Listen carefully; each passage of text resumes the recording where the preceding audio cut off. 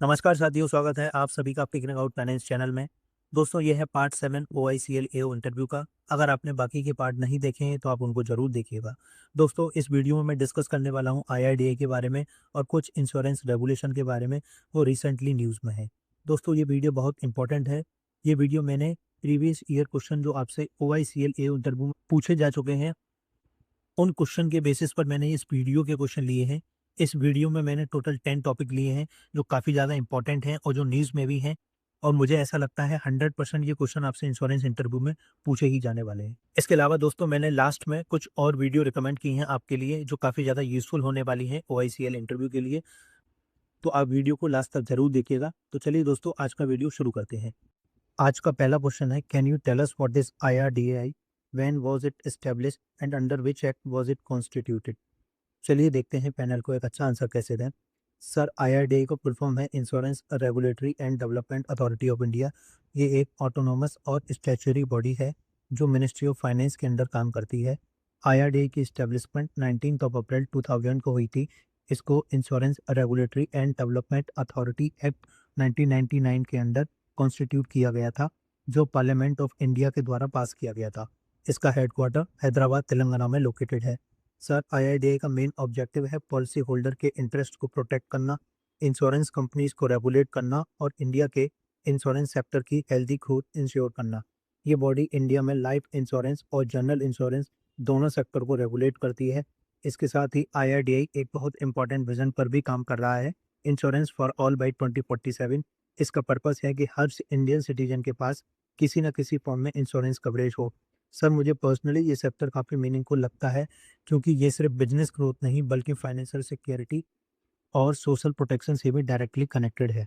Next question है, can you tell us who is the current chairman of IRDAI and what are the key function that IRDAI perform. चलिए देखते हैं panel को एक अच्छा answer कैसे दें। सर, करंटली IRDAI के चेयरमैन श्री अजय सेठ जी हैं। वो 1987 बैच के IAS ऑफिसर हैं और कर्नाटका कैडर से बिलोंग करते हैं। इससे पहले वो इंडिया के फाइनेंस सेक्रेटरी भी रह चुके हैं। उन्होंने 1 सितंबर 2025 को ऑफिशियली IRDAI चेयरमैन का चार्ज लिया था और उनका टेन्योर 3 ईयर का है। उनकी appointment appointment committee of the cabinet के थ्रू हुई थी। सर, अगर IRDAI के फंक्शन की बात करें, IRDAI इंडिया के इंश्योरेंस सेक्टर को रेगुलेट करता है। इसका सबसे इम्पोर्टेंट काम होता है पॉलिसी होल्डर के इंटरेस्ट को प्रोटेक्ट करना, यानी कस्टमर के राइट्स सेफ रहें और उनको फेयर ट्रीटमेंट मिले। दूसरा, IRDAI इंश्योरेंस कंपनी को लाइसेंस ग्रांट करता है और अगर कोई कंपनी रूल फॉलो नहीं करती तो उसका लाइसेंस कैंसिल भी कर सकता है। थर्ड है, कोई भी नया इंश्योरेंस प्रोडक्ट मार्केट में लॉन्च करने से पहले IRDAI की अप्रूवल जरूरी होती है। इससे कस्टमर को सेफ और ट्रांसपेरेंट प्रोडक्ट मिलते हैं।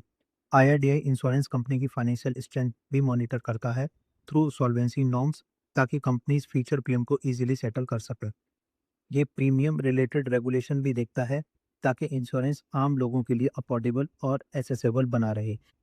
अगर किसी कस्टमर को कंप्लेंट होती है तो IRDAI grievance redressal platform provide करता है, जिसे IGMS यानी इंटीग्रेटेड ग्रीवेंस मैनेजमेंट सिस्टम कहा जाता है। ओवरऑल सर, IRDAI का मेन ऑब्जेक्टिव है इंश्योरेंस सेक्टर को फेयर, ट्रांसपेरेंट, फाइनेंशियली स्टेबल और कस्टमर फ्रेंडली बनाना, ताकि हर इंडियन को सेफ इंश्योरेंस सर्विस मिल सके। नेक्स्ट क्वेश्चन है, can you tell us about the insurance act 1938 and its significance for the insurance sector in India. चलिए देखते हैं पैनल को एक अच्छा आंसर कैसे दें। सर, इंश्योरेंस एक्ट 1938 इंडिया के इंश्योरेंस सेक्टर को रेगुलेट करने वाला एक बहुत इंपॉर्टेंट और प्राइमरी लॉ है। ये एक्ट ब्रिटिश इंडिया के टाइम पास किया गया था, जिसका मेन पर्पस था कि लाइफ इंश्योरेंस और जनरल इंश्योरेंस दोनों को एक प्रॉपर लीगल फ्रेमवर्क के अंदर लाया जा सके। इस एक्ट में टोटल 120 सेक्शन और 8 शेड्यूल हैं। ये एक्ट इंश्योरेंस सेक्टर के कई इंपॉर्टेंट एरियाज को कवर करता है, जैसे इंश्योरेंस कंपनी का रजिस्ट्रेशन, पॉलिसी होल्डर के इंटरेस्ट की प्रोटेक्शन, इंश्योरेंस फंड का इन्वेस्टमेंट और इंश्योरेंस रेगुलेटर के पावर। आज के टाइम पर यह रेगुलेटरी पावर मिलनी IRDAI के पास है।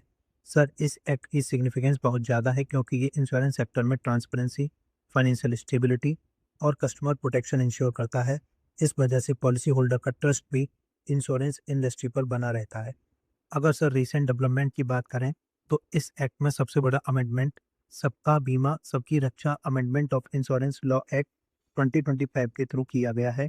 ये अमेंडमेंट पार्लियामेंट ने 17 दिसंबर 2025 को पास किया था और 20 दिसंबर 2025 को प्रेसिडेंट का एक्सेंट मिला। इस अमेंडमेंट का सबसे इम्पोर्टेंट हाईलाइट ये है कि अब इंडियन इंश्योरेंस कंपनी में भी 100% फॉरेन डायरेक्ट इन्वेस्टमेंट अलाउ कर दिया गया है।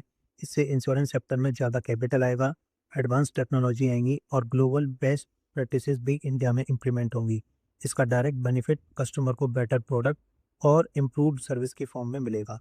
ओवरऑल ये अमेंडमेंट इंडिया के इंश्योरेंस सेक्टर को और मॉडर्न, कॉम्पिटिटिव और ग्लोबली इंटीग्रेटेड बनाने की डायरेक्शन में एक बहुत बड़ा स्टेप माना जा रहा है और ये गवर्नमेंट के insurance for all by 2047 vision को भी सपोर्ट करता है। नेक्स्ट क्वेश्चन है, can you explain to us what is the सबका बीमा सबकी रक्षा bill of 2025 and what are its key feature. चलिए देखते हैं पैनल को एक अच्छा आंसर कैसे दें। सर, सबका बीमा सबकी रक्षा amendment of insurance law act 2025 insurance sector में एक बहुत इंपॉर्टेंट रिफॉर्म माना जा रहा है। ये एक्ट पार्लियामेंट ने 17 दिसंबर 2025 को पास किया और 20 दिसंबर 2025 को इसको प्रेसिडेंट की एक्शन मिल गई। इस एक्ट के थ्रू 3 मेजर इंश्योरेंस लॉ में अमेंडमेंट किया गया है। पहला इंश्योरेंस एक्ट 1938, दूसरा LIC एक्ट 1956 और तीसरा IRDA एक्ट 1999। सर, इसका सबसे इंपॉर्टेंट फीचर है FDA लिमिट इंक्रीज करना। पहले foreign companies Indian insurance company में मैक्सिमम 74% तक इन्वेस्टमेंट कर सकती थी, लेकिन अब इस लिमिट को बढ़ाकर 100% कर दिया गया है। इससे इंडियन इंश्योरेंस सेक्टर में ज़्यादा फॉरेन कैपिटल आएगा, बेटर टेक्नोलॉजी आएगी और ग्लोबल एक्सपर्टीज़ का भी बेनिफिट मिलेगा। इससे इंश्योरेंस कंपनीज अपने प्रोडक्ट और कस्टमर सर्विस को और इम्प्रूव कर पाएंगे। इस एक्ट का एक इम्पॉर्टेंट फीचर ये है कि इंश्योरेंस इंटरमीडियरीज के लिए one time licensing system introduce किया गया है। साथ ही डायरेक्ट लाइसेंस कैंसिलेशन के इंस्टीड सस्पेंशन का प्रोविज़न दिया गया है, जिसे ईज ऑफ डूइंग बिजनेस को प्रमोट किया जा सके। सर, पॉलिसी होल्डर के प्रोटेक्शन और अवेयरनेस के लिए IRDA के अंडर एक policy holder education and protection fund भी इस्टेब्लिश किया जाएगा। इसका ऑब्जेक्टिव लोगों को इंश्योरेंस के बारे में एजुकेट करना और उनके इंटरेस्ट को प्रोटेक्ट करना है। ओवरऑल सर, इस एक्ट का मेन गोल है इंश्योरेंस फॉर ऑल बाय 2047, यानी इंश्योरेंस सर्विसेज को देश के हर सिटीजन तक एक्सेसिबल और अफोर्डेबल बनाना, ताकि फाइनेंशियल सिक्योरिटी और इंश्योरेंस पेनिट्रेशन दोनों इंक्रीज हो सके। नेक्स्ट क्वेश्चन है, IRDA has made some important changes to health insurance recently. Can you tell us about the removal of the age barrier and changes in waiting period. चलिए देखते हैं panel को एक अच्छा आंसर कैसे दें। सर, IRDA ने हेल्थ इंश्योरेंस सेक्टर में कुछ मेजर रिफॉर्म इंट्रोड्यूस किए हैं through it's insurance product regulation, जो 1 अप्रैल 2024 से इफेक्टिव हुए हैं। सबसे पहला इंपॉर्टेंट चेंज है एज बैरियर का रिमूवल। पहले जनरली हेल्थ इंश्योरेंस पॉलिसी सिर्फ 65 ईयर तक की एज में ली जा सकती थी, लेकिन अब IRDA ने ये रेस्ट्रिक्शन हटा दिया है। अब कोई भी पर्सन चाहे किसी भी एज का हो, नई हेल्थ इंश्योरेंस पॉलिसी परचेज कर सकता है। ये स्पेशली सीनियर सिटीजन के लिए बहुत बड़ा रिलीफ है। सेकंड इंपॉर्टेंट रिफॉर्म है वेटिंग पीरियड में reduction. Earlier maximum waiting period 48 month तक होता था फॉर प्री एग्जिस्टिंग डिसीजेस, अब इसे रिड्यूस करके 36 मंथ कर दिया गया है। इसका मतलब ये है कि डायबिटीज़, हाइपरटेंशन जैसे प्री एग्जिस्टिंग डिसीज का कवरेज अब जल्दी मिल पाएगा और कस्टमर को लॉन्ग वेटिंग पीरियड का बर्डन कम हो जाएगा। इसके अलावा एक और इम्पॉर्टेंट पॉइंट है कि अगर कस्टमर ने 60 कंटिन्यूस मंथ तक पॉलिसी मेंटेन की है, तो इंश्योर नॉर्मली पॉलिसी या क्लेम को नॉन डिस्क्लोजर के बेसिस पर रिजेक्ट नहीं कर सकता, एक्सपेक्ट अगर प्रूवन फ्रॉड हो। ओवरऑल ये रिफॉर्म हेल्थ इंश्योरेंस को और ज़्यादा एसेसिबल, इंक्लूसिव और ट्रांसपेरेंट बनाते हैं और कॉमन सिटीजन को बेटर फाइनेंशियल प्रोटेक्शन प्रोवाइड करते हैं। नेक्स्ट क्वेश्चन है, can you tell us what IRDA has recently mandated regarding Indian accounting standard and why it matter for the insurance company. चलिए देखते हैं पैनल को एक अच्छा आंसर कैसे दें। सर, ये इंश्योरेंस सेक्टर का एक बहुत रिसेंट और इम्पोर्टेंट रिफॉर्म है। IRDA ने अपनी 135th अथॉरिटी मीटिंग जो 30 मार्च 2026 को हुई थी, उसमें ऑफिशियली अप्रूव किया कि अब इंडिया की सभी इंश्योरेंस कंपनी को इंडियन अकाउंटिंग स्टैंडर्ड अडॉप्ट करना होगा विद इफेक्ट फ्रॉम 1 अप्रैल 2026। ये रूल सभी इंश्योर पर अप्लाई होगा, चाहे लाइफ इंश्योरेंस कंपनी हो, जनरल इंश्योरेंस कंपनी हो, हेल्थ इंश्योरेंस हो या री इंश्योर। पहले इंश्योरेंस कंपनी एक ट्रेडिशनल अकाउंटिंग सिस्टम फॉलो करती थी, जो मेनली हिस्टोरिकल कॉस्ट बेसिस पर काम करता था, मतलब असेट और लाइबिलिटीज पुरानी वैल्यू के बेसिस पर शो किए जाते थे। लेकिन अब Ind AS, specially Ind AS 117, जो globally accepted standard international financial reporting standard 17 के अलाइंड है, उसके अंदर इंश्योरेंस कंपनी को अपनी लायबिलिटीज और इन्वेस्टमेंट को करेंट मार्केट वैल्यू के अकॉर्डिंग रिपोर्ट करना होगा। इससे फाइनेंशियल स्टेटमेंट ज़्यादा रियलिस्टिक और ट्रांसपेरेंट बनेंगे। इन्वेस्टर और रेगुलेटर को कंपनी की एक्चुअल फाइनेंशियल पोजीशन क्लियरली समझ आएगी।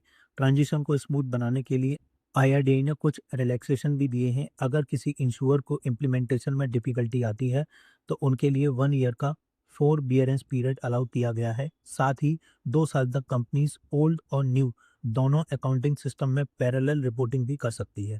इसका मेन ऑब्जेक्टिव है इंडिया के इंश्योरेंस सेक्टर की फाइनेंशियल रिपोर्टिंग को ज़्यादा ट्रांसपेरेंट, कंसिस्टेंट और ग्लोबली कंपेरेबल बनाना, और अल्टीमेटली इससे पॉलिसी होल्डर का ट्रस्ट बढ़ेगा, फॉरेन इन्वेस्टर का कॉन्फिडेंस इंप्रूव होगा और Indian insurance sector international standard के और क्लोज आ जाएगा। क्वेश्चन है, can you tell us what role IRDA play in protecting the interest of policy holder in India. चलिए देखते हैं पैनल को एक अच्छा आंसर कैसे दें। सर, आईआरडीआई यानी insurance regulatory and development authority of India insurance sector का मेन रेगुलेटर है। इसको आईआरडीए एक्ट 1999 के अंदर इस्टेब्लिश किया गया था। आईआरडीए का मेन रोल होता है पॉलिसी होल्डर के इंटरेस्ट को प्रोटेक्ट करना और इंश्योरेंस कंपनी में फेयर प्रैक्टिस इंश्योर करना। सर, अप्रैल 2024 में आईआरडीआई ने protection of policy holder interest regulation 2024 introduce किए थे। इसके अंडर पॉलिसी होल्डर को अब 30 डे का फ्री लुक पीरियड दिया जाता है। मतलब अगर पॉलिसी लेने के बाद सेटिस्फाइड नहीं है तो वो पॉलिसी रिटर्न कर सकता है और इंश्योरेंस कंपनी को 7 डेज के अंदर प्रीमियम रिफंड करना होता है। आईआरडीआई ने ग्रीवेंस रिडर्सल सिस्टम भी कंपलसरी बनाया है। मतलब हर इंश्योरेंस कंपनी को कस्टमर कंप्लेंट हैंडल करने के लिए प्रॉपर सिस्टम मेंटेन करना पड़ता है। अगर कंप्लेंट फिर भी रिजॉल्व नहीं होती तो पॉलिसी होल्डर इंश्योरेंस ओम्बुड्समैन के पास भी जा सकता है। एंड सर, इंश्योरेंस को और एसेसिबल और कस्टमर फ्रेंडली बनाने के लिए आईआरडीआई ने सितंबर 2025 में बीमा सुगम लॉन्च किया था। ये एक one stop digital insurance platform है जहां कस्टमर पॉलिसी परचेज, सर्विसिंग और क्लेम रिलेटेड सर्विस एक ही प्लेटफॉर्म पर एक्सेस कर सकते हैं। ये सब इनिशिएटिव आईआरडीआई के vision insurance for all by 2047 को सपोर्ट करते हैं।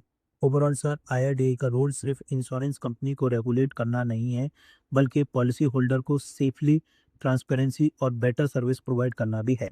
आज का लास्ट क्वेश्चन है, what is insurance ombudsman and what dispute does it handle. चलिए देखते हैं पैनल को एक अच्छा आंसर कैसे दें।